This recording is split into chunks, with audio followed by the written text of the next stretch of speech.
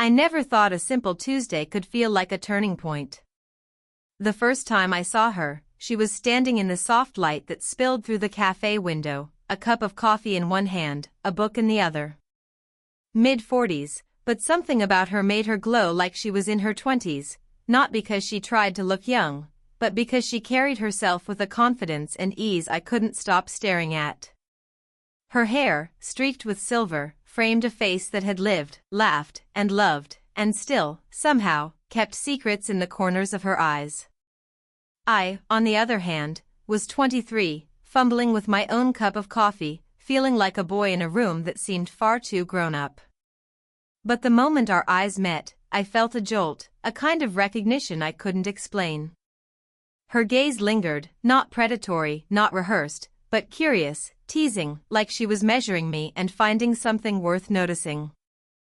She smiled then, almost imperceptibly, and I swear it twisted my stomach in the best and worst ways. I wanted to tell her how beautiful she looked in that quiet, unassuming way that made the world slow down, but I didn't. Instead, I let my voice tremble when I said, "Mind if I sit here?" She didn't answer immediately. She just tilted her head, studying me like a puzzle she wasn't in a rush to solve. Then, finally, she said, "Sure," and moved her bag just enough to make room. The warmth of her nearness made the air feel heavier, every heartbeat echoing. I caught the faint scent of her perfume, something like vanilla and late summer rain, and it stayed with me long after she spoke. We didn't talk much at first. She sipped her coffee slowly, eyes flicking occasionally to my notebook, where I had been sketching doodles I didn't even notice. I caught myself stealing glances at her, noticing the curve of her smile, the way her fingers danced over the edge of the cup. She laughed once, quietly, at something I muttered under my breath, and I felt exposed in a way I hadn't with anyone before. I wanted to ask everything and nothing all at once. I wanted to know her favorite color, her regrets, the stories her laugh hid. But I didn't. Instead, we sat in that quiet cafe, a fragile bubble around us, neither of us breaking it, not yet. And in that space, there was tension. Not the loud kind you see in movies, but the kind that hums quietly beneath your skin, in the small, unintentional touches, the brushing of knees under the table, the shared silence that felt like confession. When she finally spoke, it was about something mundane, a book she had finished, a movie she loved, but the way she said it, softly, with her eyes flicking up to mine now and then, made my chest tighten. Every word was a thread, pulling me closer to her, and I knew, somewhere deep inside, that I was walking toward a fire I might not be ready to survive. I wanted to stay there forever, suspended between courage and fear, until the sound of a doorbell cracked the spell. Her head snapped up first, eyes wide, lips parting in a silent question. I followed her gaze, my stomach sinking. Who would be here? What did it mean? I didn't know yet that the answer would change everything, my carefully contained heart, her guarded smile, and the invisible line between us. And as she stood, just for a moment, a shadow crossing her expression, I realized I wasn't leaving her side, not ever. Couldn't stop thinking about her after that cafe, even as I walked home with the winter wind nipping at my ears. Something about her presence lingered, like the faint echo of a melody you can't name. I knew I shouldn't feel this way. I was 23, she was older. Experienced. A woman who had lived through heartbreaks I couldn't even imagine. And yet, every memory of that quiet moment, the tilt of her head, the way her laugh softened the edges of the room, pulled me in. She had told me, almost in passing, that she had been divorced for nearly 5 years. A long marriage that ended quietly, without fanfare, leaving her with a few bruised memories and a small apartment filled with books, photographs, and the faint scent of lavender. I imagined the loneliness she carried like an old coat she never quite took off. And I wondered if, beneath the confident smile, there were nights she felt invisible, craving someone to see her, not the surface, not the story everyone expected, but her real self. Me. I had my own scars. Not physical, not dramatic, but the kind that gnawed quietly, a first love who left without explanation, friends who grew distant, a family that said don't worry when everything inside me did. I wasn't supposed to fall for her. I knew that. She was too vibrant, too certain, too untouchable. And yet, here I was, replaying her voice in my head, tracing the line of her jaw in my imagination, feeling my chest tighten with every memory. There was something intoxicating about the risk, too. About knowing that what I wanted most, her attention, her warmth, her smile, was complicated. That this attraction could be frowned upon, whispered about, or even dangerous. She carried the kind of allure that wasn't just beauty, it was maturity, depth, and a hint of mischief that made me feel like I was teetering on the edge of something I might never understand. I found myself at her door one evening, under the pretense of returning a book I had borrowed. She opened it, wearing a cardigan that fell just right over her shoulders, hair slightly mussed from the day. The air between us was thick, heavier than the silence of any cafe, and I felt my pulse in my throat. She didn't say anything at first. She just watched me, like she was deciding whether to let me step closer, or push me away. And then, it happened. My hand brushed against hers as I handed her the book. Just a brush, fleeting, almost accidental. But the warmth, the small shock of contact, made us both pause. She didn't pull away, and neither did I.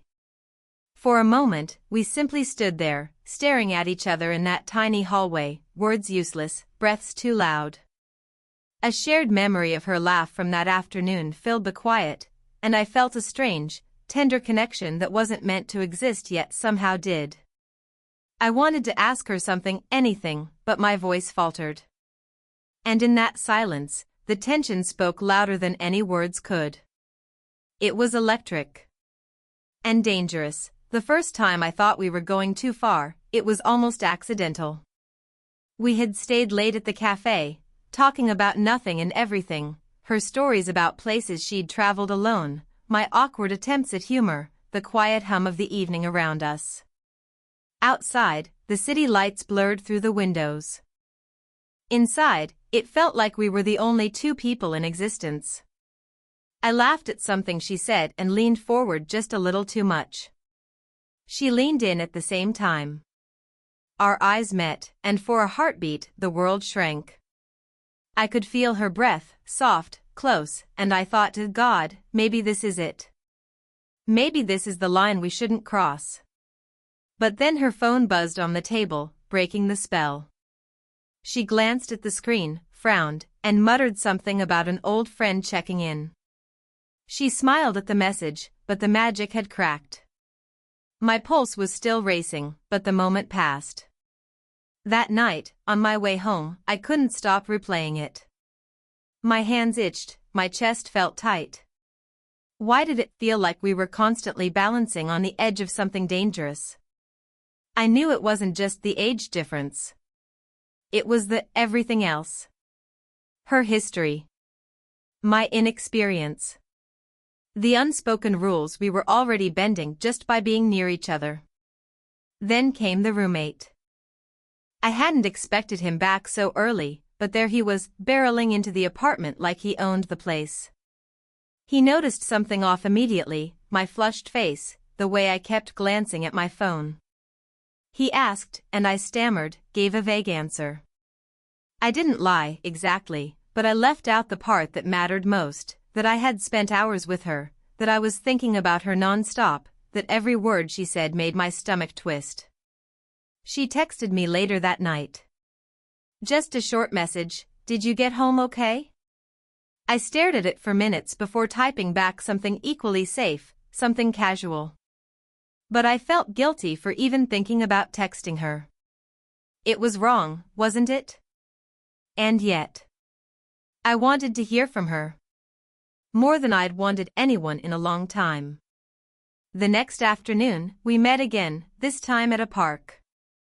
Autumn leaves crunched under our feet. She joked about how she felt old, walking among college kids, and I smiled, trying to hide the way my heart leapt at even her casual touches. We talked, walked, and somehow ended up on a bench beneath an amber tree. I reached for the scarf she had dropped earlier. Our fingers touched, lightly, deliberately. I didn't know, but it sent a shiver up my spine. She didn't pull away, and I didn't either. We sat there, frozen, breathing together, the world narrowing to the space between us. And then she laughed softly, almost nervously, and the spell broke again. She shifted slightly, and I realized she might be just as scared as I was. Scared of how far this could go, scared of what it meant, scared of the lines we were already crossing. We didn't kiss. Not yet. But the tension hung between us like a storm about to break. And somewhere in the back of my mind, I knew, the closer we got, the harder it would be to step back. Shouldn't have gone to her apartment that night. I knew it. Every rational part of my brain screamed at me, she's older, complicated, her life is hers to live, not mine to complicate, but I went anyway. The door opened before I could knock, and there she was. Hair loose around her shoulders, a soft sweater draping her curves, and that look in her eyes, the one that made me feel like I was both seen and exposed at the same time. I wanted to run my hands through her hair, press my forehead to hers, tell her everything I felt, but I froze. She smiled, but it was a little sad, a little strained. "You came," she said, almost as if surprised.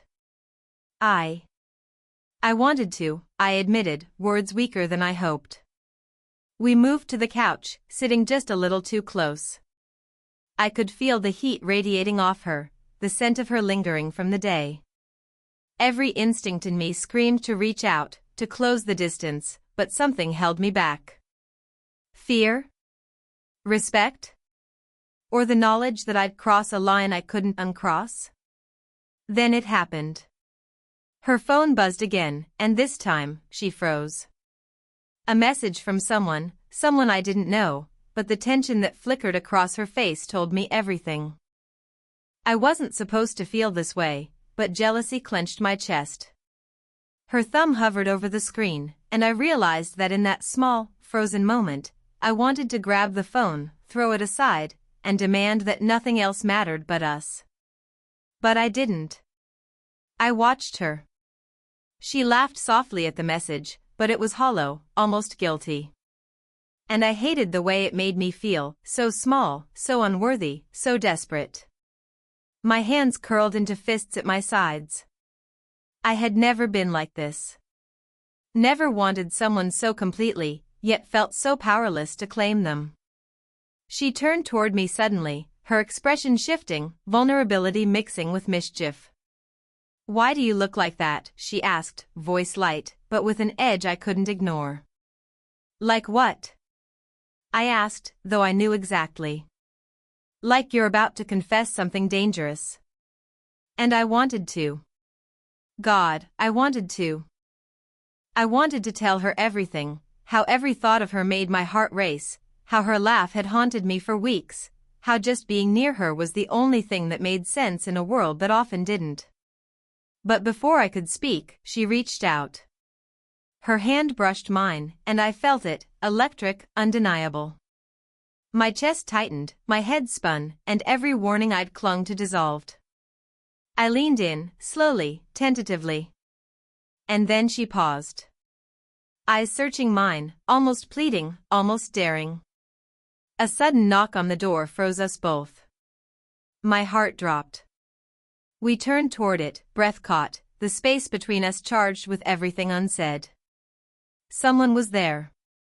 And in that instant, the delicate line we'd been tiptoeing on seemed ready to shatter. The knock wasn't accidental. I knew that the moment we heard it. Her hand froze on mine, and for a second, the room felt impossibly small. Whoever it was, her ex, a neighbor, someone I didn't want in our space, was about to step into the delicate tension we'd been holding. My pulse raced. She let out a soft sigh and stood, smoothing her sweater over her hips. "It's probably just a delivery," she said, though the quiver in her voice betrayed her. I nodded, but the unease didn't leave me. Something about the way she moved, hesitant, careful, made my stomach twist. And then it happened. The door swung open. It wasn't a delivery. It was him. Her ex, standing there with an unreadable expression. And for the first time, I saw fear in her eyes.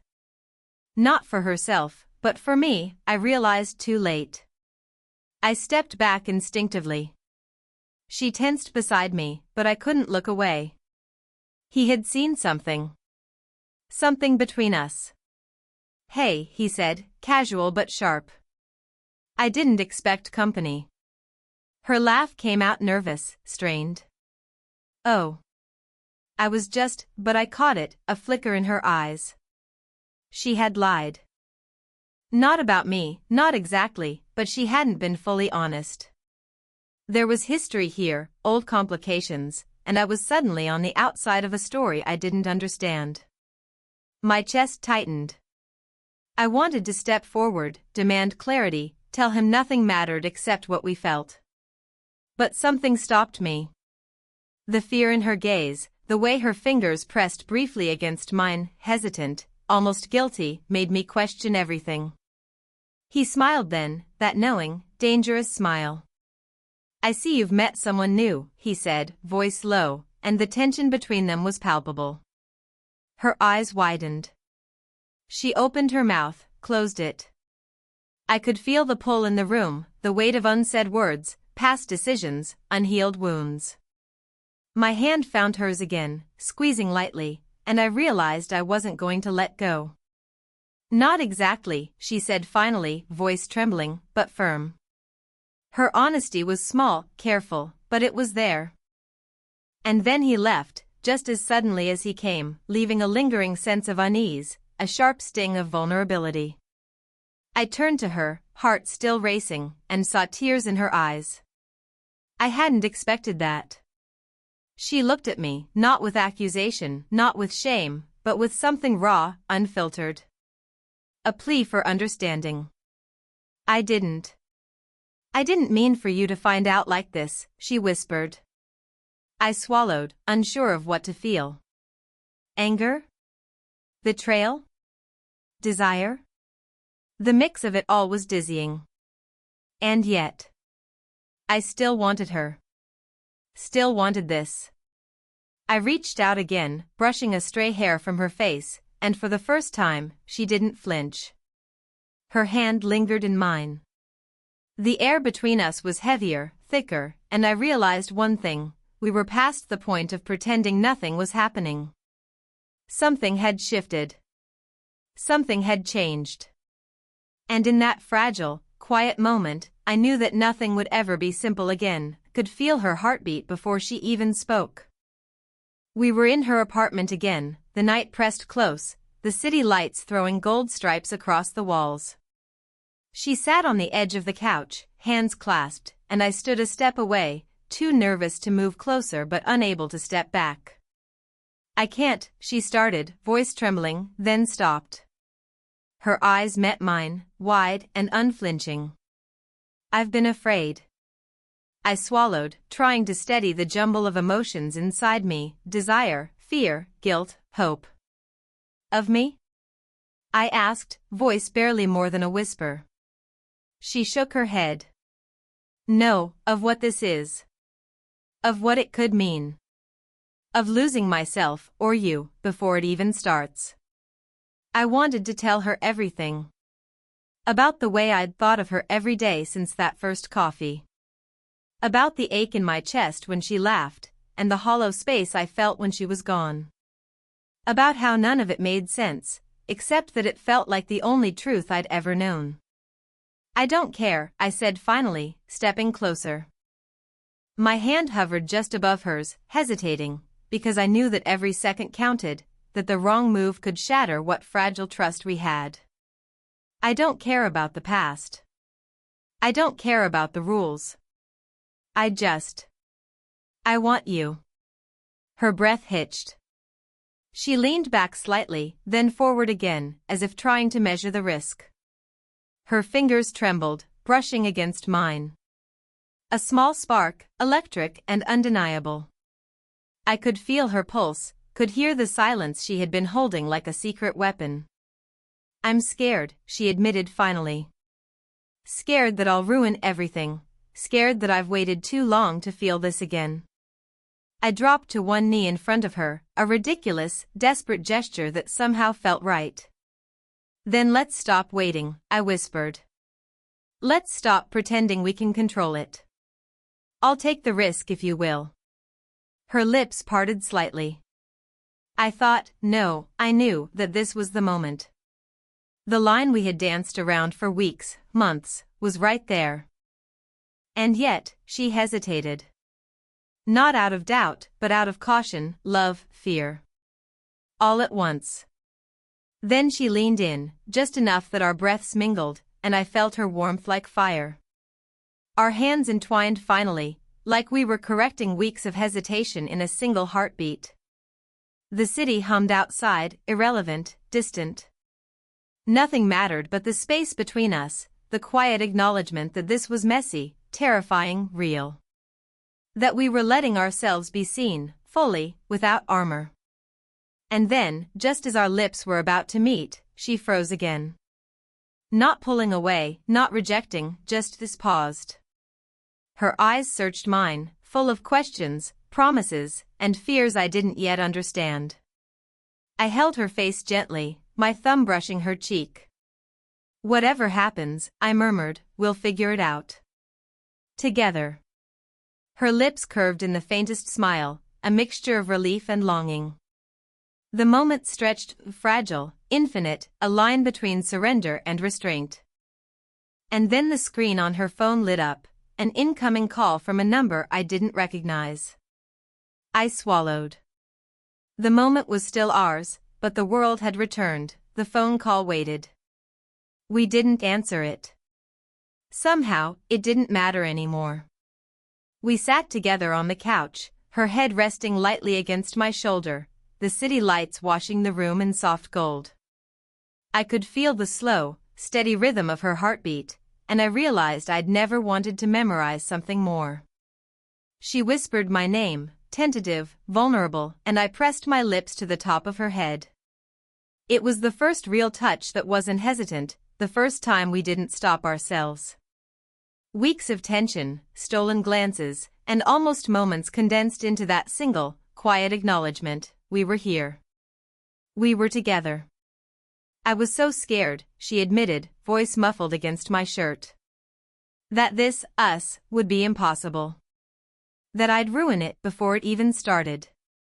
You didn't, I said softly. You didn't ruin anything. We took our time. And maybe that's why it feels like it does, like it's real, like it's ours. Her fingers traced the line of my jaw, careful, deliberate, as if confirming that I was real too.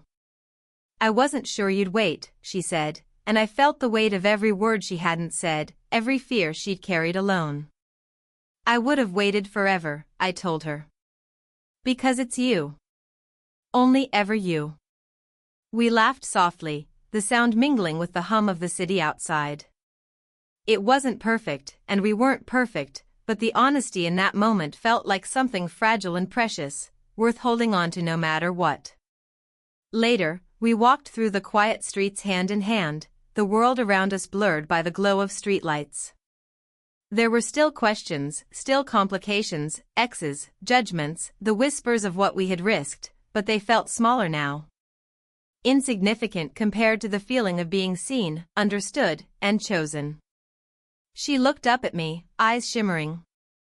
Do you think we could really make this work? I smiled, brushing a stray strand of hair from her face. I don't know, I admitted. But I do know I want to try. With you. She squeezed my hand, a mix of relief and determination in her gesture. Me too. And just like that, the tension that had haunted us for months, the fear, the almost kisses, the uncertainty, finally eased. We weren't rushing. We weren't pretending. We were here, present, holding something fragile and beautiful between us.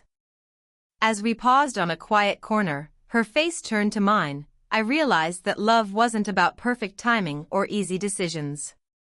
It was about showing up, daring to feel, and choosing each other again and again, even when the world told you not to. We didn't need to answer the phone, didn't need anyone else's approval. For the first time, it felt like everything else could wait. And as we walked back toward the apartment, shoulders brushing, hands entwined, I asked myself, could this be the beginning of something real? Could we defy the odds and make it last? The truth was, I didn't need to know yet. Because right now, we had each other, and that was enough.